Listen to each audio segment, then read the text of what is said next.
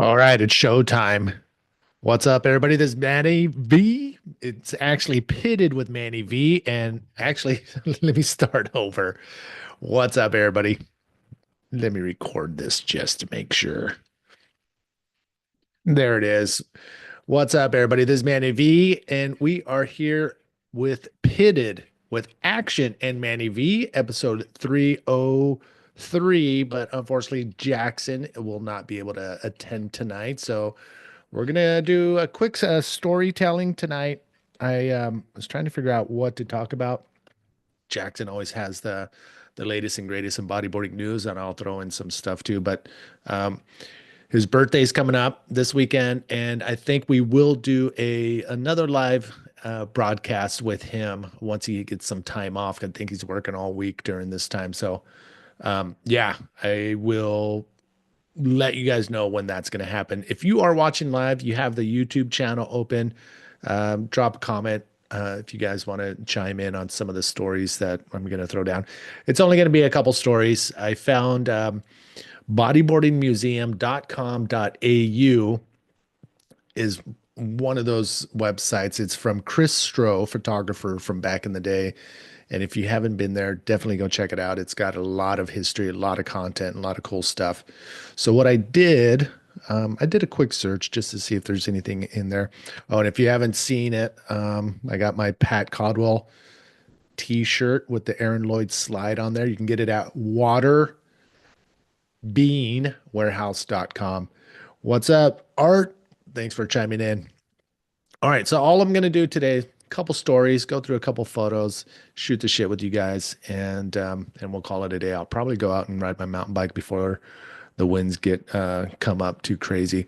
If you guys have anything you want to say or whatever, I'm got my chat here on YouTube open. And so yeah, again from the top, Jackson's not here. His birthday's this weekend. We're gonna find a time and day where we can chat online and talk story then. So stay tuned for that on booglife.com. Maybe I should put my phone on silent as we get into it. All right, there we go. Done. Okay, let's go to share my screen. What we're going to do is just we'll share this and we'll go through one or two things on the Bodyboard Museum website.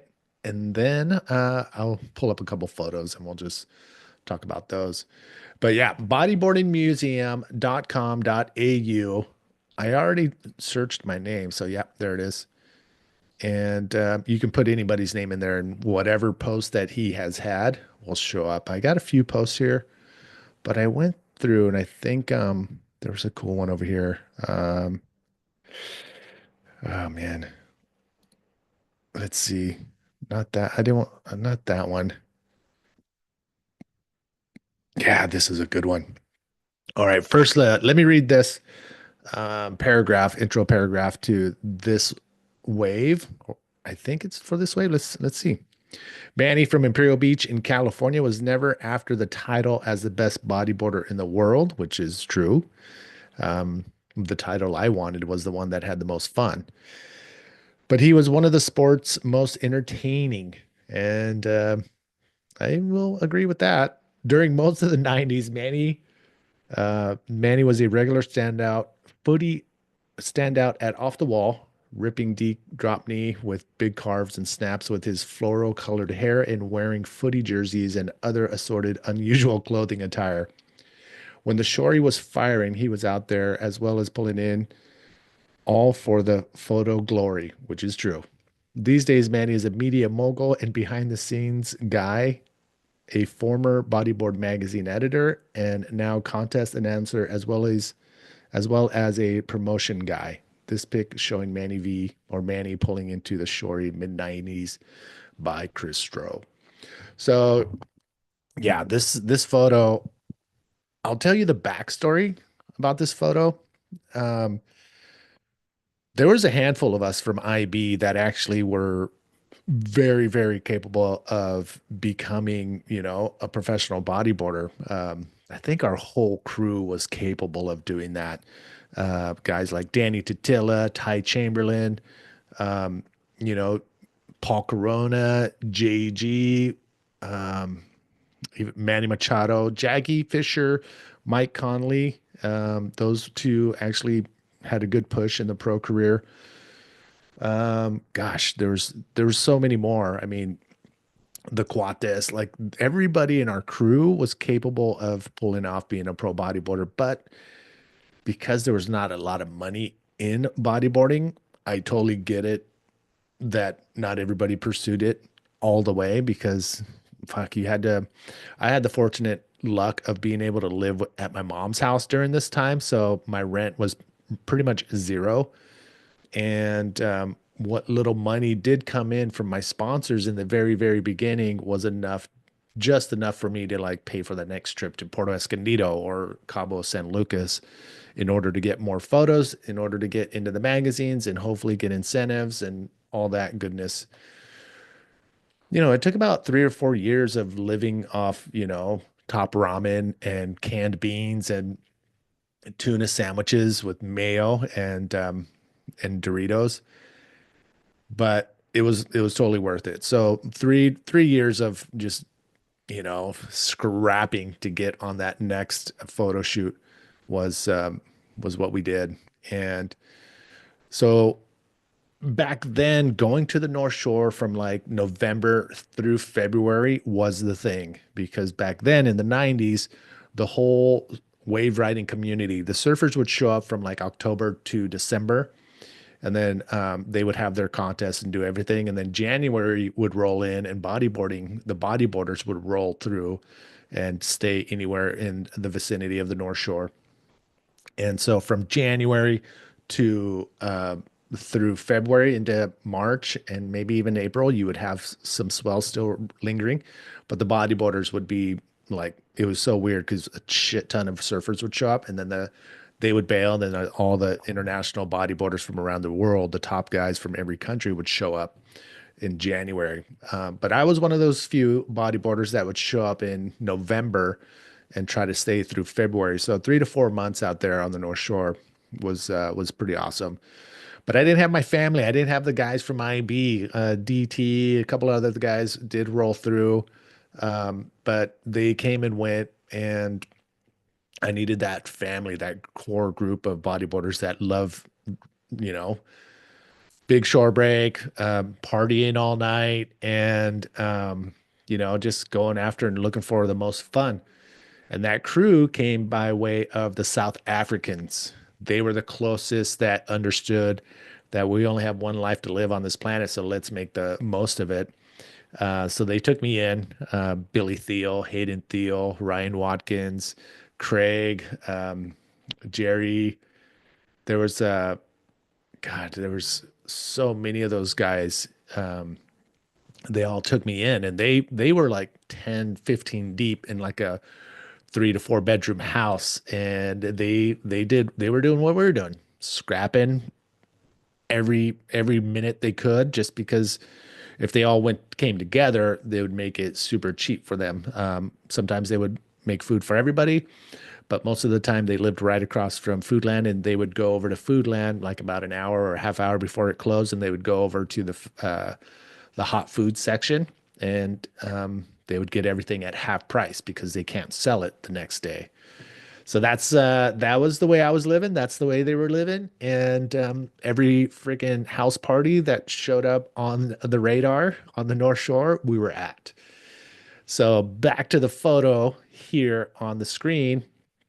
The night before this photo was taken, we were all at this house party at Alligators, which is just on the other side, on the west side of Waimea Bay. And it was a bodyboarding party. Some of the guys who were staying at this freaking pretty nice big house at Alligators, I think they were Australian. I think Wingnut, not Wingnut, God, um, Nathan Purcell. Holy shit. Nugget. Fuck, how did I know? Nugget. Nugget and his crew were over there. So they decided to have like a get together, well, a party. So they had a barbecue and we rolled up kind of late. I think we were pre-partying at the South African house and we were able to, I think we can walk there. It was like a 15-minute hike over to their place. So we rolled up around 9, 10:30 around there and so we came in, we brought beers, and we started just, hanging out. It was a party. It was a gathering. We had little snacks, and we were drinking beer, telling stories, shooting the shit. Gosh, I think I was there for about an hour, and there was a knock on the door, and I forgot who opened the door, but there's like three surfers, and we all knew who they were, because actually we all knew that they were surfers by the way they were dressed, and nobody knew who they were. But we knew they were surfers. And one of the guys out of the crew looked around. He's like, "Oh, this is a fucking sponger party." Nugget gets off of the chair. I think he was talking to some girl. He gets out of this chair in the living room, and it was like a lower level, like maybe two steps down to the living room. And he gets off of the couch and he stepped two steps up and then got to the front door without saying a word. Boom! He clocked him in the face, and he's like, you can stay or you can go, but we're not gonna have that shit here." And they turned around and walked away, and they shut the door, and fucking everybody was just like, "What the fuck?" And and then he laughed, and we got back to exactly what we were doing. Um, and then the word got out that the waves were picking up all day and through the night, and that the shore break was going to be breaking the next morning.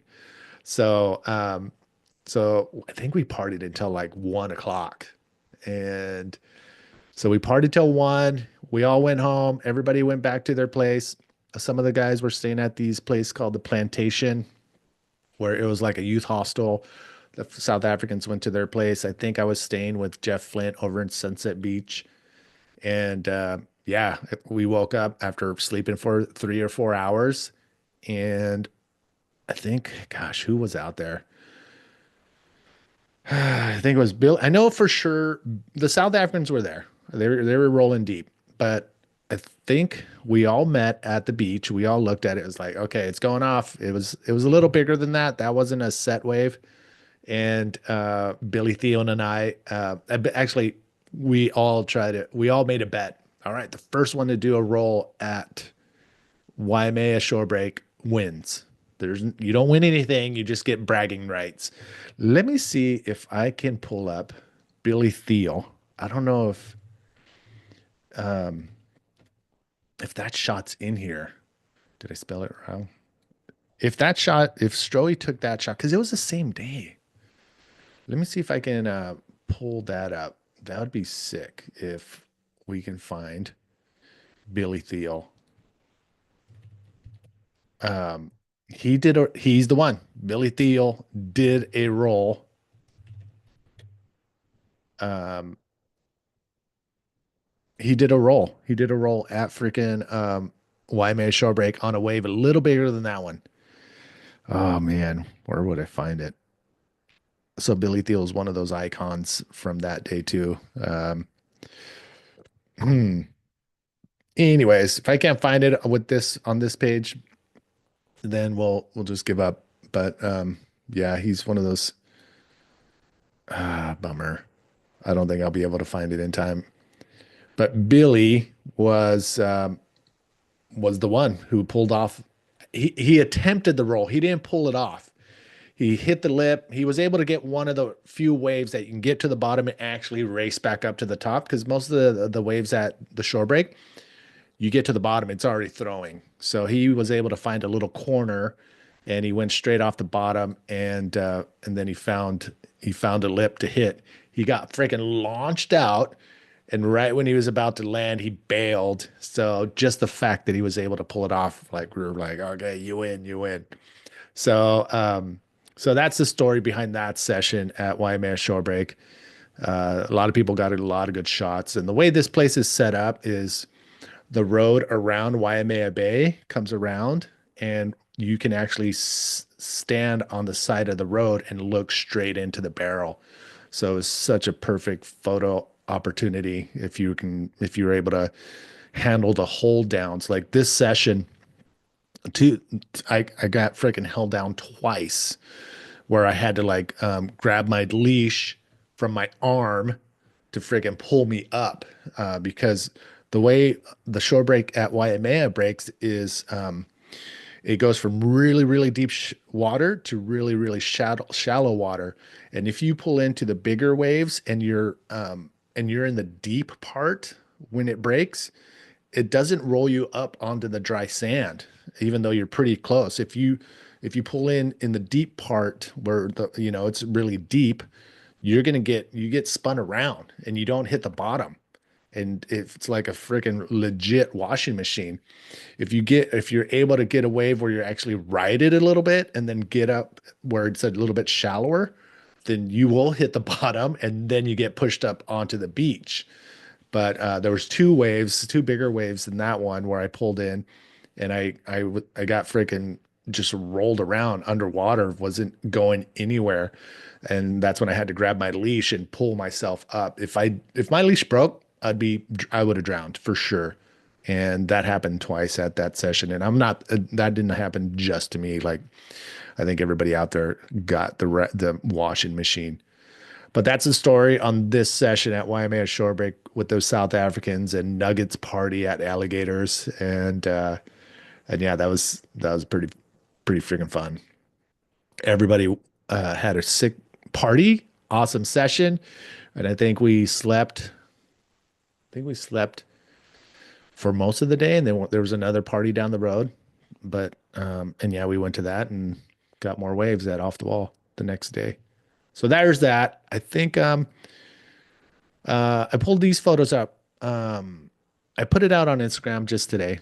I got a couple people who've been wanting to go back to Indonesia with me. Um, I was running trips to Indonesia for like 7 years. They were two week long. The trips were 2 weeks. Just because it takes a day and a half to get there and a day and a half to get back. So right there, you're out 3 days. So if you're going to go that far or halfway across the world to go ride waves, you you kind of want no less than 12 days there. So so that's what we did. That's what I did is organize these trips for 2 days. But this wave right here is my favorite wave in the world. It's a perfect peak, and the rights are perfect for drop knee, and so are the lefts. But for drop knee, a regular footer, it's so friggin' perfect. You can pull into the barrel right off the top, or you can just friggin' do a bottom turn and come straight off the top, come off the bottom and do that, what you see on the screen. But on the lefts, you can freaking take off and you can just sit you can stall or you can race or you can determine how much time you want to be in the barrel. And that's where this is the left on that same peak, the same as this right. Not, I don't think it's the same day, but the left is freaking just phenomenal as well. So I threw it out on Instagram. Chris McCorkle wanted to go to Indo for the past years now, and I think next year in June 1st, because he works, and I think his last day is in May. So if we do it, it's going to happen in June 2026, and that's going to be at least, like I said, at least 12 days.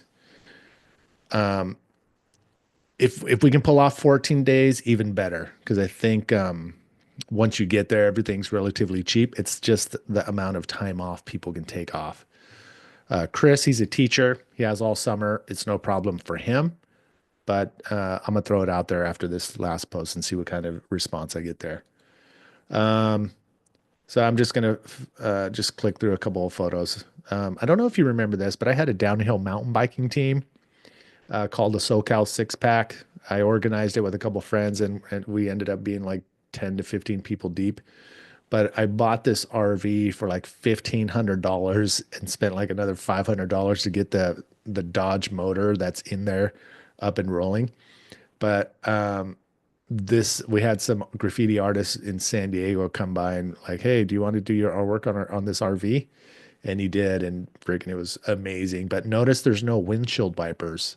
It never had windshield wipers. And a friend of mine, Jason Pyle, ended up driving this thing from like San Jose, California, all the way down to San Diego with no windshield wipers, and it was raining, and I think this light over here was about to fall off, but it was freaking so scary, and there was a leak in the roof, and it was rain. It was so crazy, but we survived, and I think it was Elvis got us through that. He's standing right there on the boom box. But that's the fart mobile is what we called it. This was one of my first Epic Surf Tours cars. We used to call it FAT, Freak Fest Adventure Tours, which obviously didn't attract a lot of other people other than bodyboarders because they know what Cabo Freak Fest is. Um, but that was it. Oh, I wanted to show you this. This is another wave in Indonesia. Um, a 5 minute walk from that perfect peak, you have this perfect right barreling point break. And so that most likely is going to happen in June 2026. So there it is, guys. I just wanted to shoot the shit, spend at least 20 minutes chatting about that story in Waimea and let you guys know about Indonesia coming up in 2026. And yeah, tell you about these shirts. If you haven't got one of these shirts, the print is actually pretty cool. It's not tack sharp because it is still a silk screening. I think that's the process they're using, but it's still dope. So check it out at waterbeanwarehouse.com. Art, thanks for hanging out. I don't know if you're still there, but this weekend, expect another live show with Action and Manny V, and we'll celebrate his birthday with him live. All right, you guys, thanks again for chiming in. I think I'm gonna go ride my bike, and I'll see you guys in a few. Really quick before I go, Araya Toblano, the junior female winner of the pipe event that just happened. It's just a matter of getting a time down. It may happen tomorrow, it may happen the next day, or it may happen Friday. We're going to interview her. And I did finally get a hold of Abner de Arce from Puerto Rico, who won the Margara bodyboarding challenge. He is down to do an interview. So expect those two interviews to come up. And if you are a pipeline patron here on Bug Life, you're going to be able to watch live and be a part of the conversation. And you can ask questions or listen in and watch live, whatever you want to do. And then we'll drop it on the Bug Life podcast website on Patreon. All right, you guys, I think that's it. I'll see you guys on the next one. Keep your eyes on buglife.com on Patreon, and that's where you're going to get the latest news. All right, brothers. Let us.